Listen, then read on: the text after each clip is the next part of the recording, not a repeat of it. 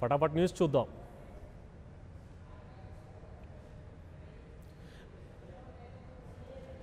దేశంలో ఎన్నికల తొలి అంకానికి తెరపడింది. మైకులు మూగబోయాయి. నెల రోజుల పాటు సాగిన హోరాహోరీ ప్రచారం ముగిసింది. ఆయా పార్టీల అధినేతలు తమ అమ్ముల పొదుల నుంచి తమ అస్త్రశస్త్రాలను సంధించి ఓటర్ దేవుళ్లను ప్రసన్నం చేసుకునేందుకు తమ శాయశక్తులను ఒడ్డారు. ఊరు వాడ పల్లె పట్టణం అనే తేడా లేకుండా గల్లీ గల్లీని చుట్టేశారు. గెలిపే లక్ష్యంగా సాగిన ప్రచారంలో ఓటర్లు ఎవరిని ఆశీర్వదిస్తారన్న దానిపై ఉత్కంఠ నెలకొంది. తెలుగు రాష్ట్రాల్లో ఎన్నికల ప్రచారం ముగిసింది. ఆంధ్రప్రదేశ్లో 175, అసెంబ్లీ 25 పార్లమెంటరీ నియోజకవర్గాలు, తెలంగాణలో 17 లోక్సభ స్థానాలకు ఈ నెల 11న పోలింగ్ జరగనుంది. ఎన్నికల కమిషన్ నిబంధనల మేరకు తెలంగాణలో ఇవాళ సాయంత్రం 5 గంటలకు, ఏపీలో సాయంత్రం 6 గంటలకు ప్రచారాన్ని ముగించారు నేతలు. ఏపీలో టీడీపీ, వైసీపీ, జనసేన తరపున అధినేతలు చంద్రబాబు, జగన్, పవన్ కళ్యాణ్ ముమ్మరంగా ప్రచారం చేశారు. తెలంగాణ టీఆర్ఎస్ తరపున అధినేత కేసీఆర్, కేటీఆర్ ప్రచారంలో హోరెత్తించారు. జాతీయ పార్టీలు బీజేపీ, కాంగ్రెస్ తరపున మోదీ, అమిత్ షా, రాహుల్ గాంధీ, యోగి ఆదిత్యనాథ్ తదితరులు ప్రచారం చేశారు. తాము అధికారంలోకి వస్తే ఏం చేస్తామో చెబుతూనే ప్రత్యర్థులపై మాటల తూటాలు పేల్చారు. ఎన్నికలకు అన్ని ఏర్పాట్లను పూర్తి చేశామని ఏపీ ఎన్నికల ప్రధానాధికారి గోపాలకృష్ణ ద్వివేది స్పష్టం చేశారు. అన్ని పోలింగ్ కేంద్రాల వద్ద పటిష్ట భద్రతను ఏర్పాటు చేశామన్న ఆయన ఎన్నికల నిబంధనలు కఠినంగా అమలు చేస్తున్నామని స్పష్టం చేశారు. ఇవాళ రేపు ఎన్నికల కోడ్ అమల్లో ఉంటుందన్నారు. ఇప్పటి వరకు సి విజిల్ యాప్లో 5,607 ఫిర్యాదులు నమోదయ్యాయని, వాటిలో 26 ఫిర్యాదులు పెండింగ్లో ఉన్నాయని చెప్పారు ద్వివేది. 11వ తేదీన ఉదయం 7 గంటల నుంచి సాయంత్రం 6 గంటల వరకు పోలింగ్ జరుగుతుందని, 3 నియోజకవర్గాల్లో మాత్రం సాయంత్రం 4 గంటల వరకే పోలింగ్ ఉంటుందన్నారు ఆయన. కడప జిల్లాలో ప్రశాంత వాతావరణంలో ఎన్నికలను నిర్వహించనున్నట్లు తెలిపారు కలెక్టర్ హరికిరణ్.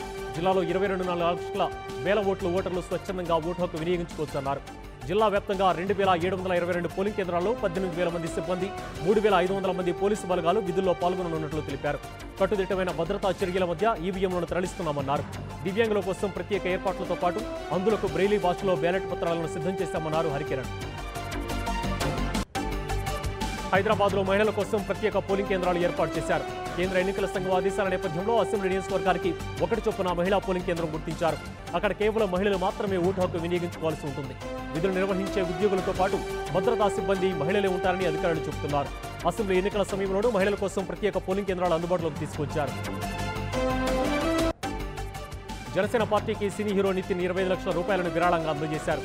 డీహైడ్రేషన్తో బాధపడుతున్న పవన్ కళ్యాణ్ కలిసిన నితిన్ తండ్రి సుధాకర్ రెడ్డి ఆయన ఆరోగ్యం గురించి అడిగి తెలుసుకున్నారు. అనంతరం జనసేన అధినేతకు 25 లక్షల రూపాయల చెక్కును అందజేశారు. పవన్ కళ్యాణ్ ఆరోగ్యం గురించి తెలుసుకుని తనను నితిన్ పంపించినట్లు తెలిపారు సుధాకర్ రెడ్డి. తన యోగక్షేమాలను తెలుసుకునేందుకు నితిన్ కబురు పంపించేందుకు పవన్ కళ్యాణ్ ధన్యవాదాలు తెలిపారు. ఛత్తీస్గఢ్లో మావోయిస్టులు మరోసారి రెచ్చిపోయారు. దంతెవాడలో బీజేపీ కాన్వాయ్పై మావోలు దాడి చేయడంతో 5 భద్రతా సిబ్బందితో పాటు ఎమ్మెల్యే భీమా మండని అక్కడికక్కడే మృతి చెందారు. స్థానిక ఎమ్మెల్యే ప్రయాణిస్తున్న కాన్వాయ్ని లక్ష్యంగా చేసుకుని దాడి చేశారు. కాన్వాయ్లోని ఓ కారును మందు పాత్రలతో పేరువేల్చారు. ఈ ఘటన దంతెవాడ సమీపంలోని నకులాసూర్ ప్రాంతంలో జరిగింది. హైదరాబాద్ నాంపల్లి రైల్వే స్టేషన్లో అగ్ని ప్రమాదం సంభవించింది. 6వ ప్లాట్ఫామ్పై నిలిపి ఉంచిన చార్మినార్ సూపర్ ఫాస్ట్ ఎక్స్ప్రెస్లోని 2 బోగీలు మంటల్లో చెలరేగి దట్టంగా పొగలనుకున్నాయి. దీంతో అప్రమత్తమైన రైల్వే సిబ్బంది మిగతా బోగీలను ఆ 2 బోగీల నుంచి వేరు చేసి అగ్నిమాపక సిబ్బందికి సమాచారం అందించింది. రైల్వే అగ్నిమాపక సిబ్బంది కలిసి మంటలను అదుపులోకి తీసుకొచ్చారు. మంటలు చెలరేగిన సమయంలో రైల్లో ఎవరూ లేకపోవడంతో పెను ప్రమాదం తప్పింది. ఈ ప్రమాదానికి షార్ట్ సర్క్యూటే కారణమని తెలిపారు రైల్వే అధికారులు. తూర్పుగోదావరి జిల్లా గంగవరం మండలం ఆముదాల బుంద రాజపాలెం గ్రామాల మధ్య అరకు బీజేపీ పార్లమెంట్ అభ్యర్థి రంపచోడవరం మాజీ ఎమ్మెల్యే కొసూరి కాశీ విశ్వనాథ్కు త్రుటిలో పెను ప్రమాదం తప్పింది. కాశీ ఆముదాల బందలో ప్రచారం నిర్వహించి గంగవరం వస్తుండగా కారు అదుపు తప్పి రోడ్డు పక్కనకు దూసుకువెళ్లింది. ఈ ఘటనలో విశ్వనాథ్ సురక్షితంగా బయటపడ్డారు. ప్రమాదంలో ఎవరికి ఏమీ కాకపోవడంతో సెక్యూరిటీ సిబ్బంది ఊపిరి పీల్చుకుంది. హైదరాబాద్లోని నీలోపర్ ఆసుపత్రిలో దారుణ ఘటన చోటు చేసుకుంది. వైద్యం అందక 12 ఏళ్ల బాలుడు మృతి చెందినట్లు బాలుడు కుటుంబ సభ్యులు ఆరోపిస్తున్నారు. ఆసుపత్రి ఎదుట బంధువులు ఆందోళనకు దిగారు. ఆసుపత్రి యాజమాన్యంపై కఠిన చర్యలు తీసుకోవాలని డిమాండ్ చేస్తున్నారు. పార్లమెంట్ ఎన్నికల నేపథ్యంలో ప్రధాన పార్టీల అభ్యర్థులు విచ్చలవిడిగా డబ్బు, మద్యం పంపిణీ చేసే ఓటర్లను ప్రలోభపెట్టేందుకు కుట్రలు చేస్తున్నారని ఆరోపించారు బీసీ సంక్షేమ సంఘం జాతీయ అధ్యక్షుడు ఆర్ కృష్ణయ్య. వీటిని అరికట్టేందుకు చర్యలు తీసుకోవాలని కోరుతూ రాష్ట్ర ఎన్నికల కమిషనర్ రజత్ కుమార్కు లేఖ రాశారు ఆయన. రాష్ట్రంలోని 17 పార్లమెంటరీ స్థానాల్లో తొలి విడతలో జరుగుతున్న ఎన్నికల్లో నేతలు పెద్ద ఎత్తున డబ్బు, మద్యం పంపిణీ చేసి ఓటర్లను ప్రలోభపెట్టడానికి ప్రయత్నాలు జరుగుతున్నాయని, వీటిపై తనిఖీలు చేసి అడ్డుకోవాలన్నారు ఆర్ కృష్ణయ్య. ఓటు వేసేందుకు తమ గ్రామాలకు వెళ్లి వచ్చే వారి కోసం రైల్వే శాఖ ప్రత్యేక ఏర్పాట్లు చేసింది. ఈ రోజు నుంచి 15వ తేదీ వరకు సికింద్రాబాద్ విజయవాడ మధ్య ప్రత్యేక రైలు ఏర్పాటు చేసినట్లు డీఎంఆర్ ధనుంజయలు తెలిపారు. సాధారణ బోగీలతో నడిచే సాధారణ రైలు ఏర్పాటు చేసింది. ప్రతిరోజు మధ్యాహ్నం 12 గంటలకు సికింద్రాబాద్ నుంచి విజయవాడకు ఈ రైలు బయలుదేరతాయి. విజయవాడ నుంచి రాత్రి 8:30 గంటలకు ఈ రైళ్లు తిరిగి బయలుదేరి సికింద్రాబాద్ వస్తాయని తెలిపారు. అలాగే ఎల్లుండి రాత్రి 7:30 గంటలకు నర్సాపురం నుంచి సికింద్రాబాద్కు ప్రత్యేక ఎక్స్ప్రెస్ రైలును నడపనుంది రైల్వే శాఖ. కర్నూలు బనగానపల్లిలో ఉద్రిక్తత తలెత్తింది. టీడీపీ అభ్యర్థి అనుచరుడు గోపాల్పై వైసీపీ కార్యకర్తలు దాడి చేశారు. డబ్బులు పంపిణీ చేస్తున్నాడని చితకబాదారు. ఇరు వర్గాల మధ్య ఘర్షణ నెలకొంది. పోలీసులు లాఠీచార్జ్ చేసి చెదరగొట్టారు. Vijayawada central TDP MLA Bonda ఉమామహేశ్వరరావుతో పాటు ఆయన కుమారుడిపై కేసు నమోదు చేయాలని హైకోర్టు ఆదేశాలు జారీ చేసింది. 2 సంవత్సరాల క్రితం మరణించిన సాయి శ్రీ చావుకు బొండా ఉమామహేశ్వరరావు ఆయన కుమారుడు శివ కారణమని మృతురాలి తల్లి సుమన శ్రీ హైకోర్టులో పిటిషన్ దాఖలు చేశారు. విచారించిన న్యాయస్థానం కేసు నమోదు చేసి దర్యాప్తు చేయాలని విజయవాడ పోలీసులను ఆదేశించింది. కోర్టు ఆదేశాల మేరకు సూర్యారావుపేట పోలీస్ స్టేషన్లో బొండా ఉమ ఆయన కుమారుడు శివపై కేసు నమోదు చేశారు. పోలింగ్కు కొన్ని గంటలు మాత్రమే సమయం ఉండడంతో భారీగా నగదు చేతులు బారుతోంది. హైదరాబాద్ లంగర్ హౌస్లో నిర్వహించిన తనిఖీలో పోలీసులు రిడ్జ్ కారులో తరలిస్తున్న 2,40 లక్షల రూపాయలను పట్టుకున్నారు. అలాగే డబ్బును తరలిస్తున్న 6గురిని అరెస్టు చేసిన పోలీసులు వాహనాన్ని సీజ్ చేశారు. కేసు నమోదు చేసి విచారణ జరుపుతున్నారు. పార్లమెంట్ ఎన్నికల సందర్భంగా వికారాబాద్ జిల్లా కేంద్రంలోని రాజీవ్నగర్ చెక్ పోస్టులో పోలీసులు వాహనాల తనిఖీ చేపట్టారు. కారులో తాండూరుకు 1,50 లక్షల రూపాయలు తరలిస్తుండగా పట్టుకున్నారు. నగదు స్వాధీనం చేసుకున్న పోలీసులు ఈ కేసులో ఒకరిని అదుపులోకి తీసుకున్నారు. హైదరాబాద్లో బైక్ దొంగతనాలకు పాల్పడుతున్న ప్రశాంత్ అనే వ్యక్తిని అరెస్టు చేసి రిమాండ్కి తరలించినట్లు తెలిపారు Kukatpally ACP Surendra Rao. Kukatpally KPHB police station పరిధిలోని పలు ప్రాంతాల్లో ప్రశాంత్ బైక్ దొంగతనాలకు పాల్పడేవాడన్నారు. పట్టుబడిన బైకుల విలువ సుమారు 4 లక్షల రూపాయలు ఉంటుందన్నారు ఏసీపీ సురేంద్రరావు. గుంటూరు జిల్లా రేపల నియోజకవర్గంలో టీడీపీ వైసీపీ కార్యకర్తల మధ్య ఘర్షణ చోటు చేసుకుంది. నిజాంపట్నం మండలం హార్బర్ దగ్గర సుమారు 20 మంది వైసీపీ కార్యకర్తలు 3 టీడీపీ వ్యక్తులపై దాడి చేశారు. ఈ దాడిలో ఇద్దరి పరిస్థితి విషమంగా ఉంది. మరొకరికి చేయి విరిగింది. వైసీపీ ఎమ్మెల్యే అభ్యర్థి మాజీ మంత్రి మోపిదేవి వెంకటరమణారావు తమ్ముడు మోపిదేవి హరినాథరావు మరో 20 మందితో కలిసి ఈ దారుణానికి పాల్పడినట్లు సమాచారం. పిచ్చి పలు రకాలన్న దానికి ఉదాహరణ ఈ సంఘటన. పెళ్లి బట్టల్లో గుర్రం మీద ఊరేగింపుగా వెళ్లి నామినేషన్ వేశాడు నేత. అతగాడు రిటర్నింగ్ ఆఫీస్కు వచ్చి నామినేషన్ పత్రాలు బయటపెడితే గానీ ఎన్నికల్లో పోటీ చేస్తున్నాడనే విషయం తెలియలేదు. సహజనపూర్ లోక్సభ నియోజకవర్గ అభ్యర్థిగా వైద్యరాజ్ కృష్ణ అనే వ్యక్తి సంయుక్త వికాస్ పార్టీ నుంచి నామినేషన్ దాఖలు చేశారు. తాను రాజకీయాలకు అల్లుడు లాంటి వాడినని, అందుకే ఇలా వచ్చానని అంటున్నారు వైద్యరాజ్. దానికి తోడు మా పెళ్లి రోజు కూడా కలిసి వచ్చిందని చెబుతున్నారు. అయితే ర్యాలీగా వస్తున్న సమయంలో పోలీసులు బరఖాతును నిలిపివేశారు. రిటర్నింగ్ ఆఫీస్కు గుర్రం దిగి వెళ్లాలని చెప్పడంతో నడిచి వెళ్లి నామినేషన్ వేశారు. సమాచారాన్ని చేరవేయడంలో ప్రధాన మీడియా కంటే సోషల్ మీడియానే మెరుగ్గా ఉన్నప్పటికీ దానికి తగ్గట్లుగానే తప్పుడు వార్తలు, అబద్ధపు ప్రచారంలో కూడా అగ్రమగానే ఉంటుంది. ముఖ్యంగా రాజకీయ నాయకులు, సెలబ్రిటీలు, ప్రముఖులు ఈ ఫేక్ న్యూస్ కు బాధితులవుతున్నారు.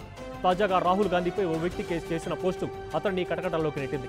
మధ్యప్రదేశ్కు చెందిన మనీష్ విజయవర్గీయ అనే వ్యక్తి రాహుల్ గాంధీని ముస్లింగా చూపిస్తూ నెత్తిన టోపీ, గడ్డం లాంటి వాటితో మార్కింగ్ చేసి ఫోటో తయారు చేసి సోషల్ మీడియాలో పోస్ట్ చేశాడు. ఫేస్బుక్లో ఏప్రిల్ 4వ తేదీన పబ్లిష్ అయిన ఈ పోస్టుపై కాంగ్రెస్ ఐటీ విభాగానికి చెందిన ముఖ్య వ్యక్తి సైబర్ క్రైమ్లో ఫిర్యాదు చేశారు.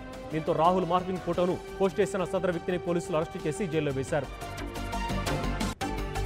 బెంగళూరు మాజీ మేయర్ బీజేపీ నేత లక్ష్మీనారాయణ బీజేపీకి రాజీనామా చేసి కాంగ్రెస్ తీర్థం పుచ్చుకున్నారు. కేపీపీసీ అధ్యక్షుడు దినేష్ గుండారావు సమక్షంలో ఆయన లాంఛనంగా కాంగ్రెస్లో చేరారు. బీజేపీలో కష్టపడుతున్న కార్యకర్తలకు గుర్తింపు లేకుండా పోయిందని, అందుకే రాజీనామా చేశానని లక్ష్మీనారాయణ చెప్పారు. పార్టీలో నిరంకుశత్వాన్ని తట్టుకోలేకే బయటకు వచ్చినట్లు చెప్పారు.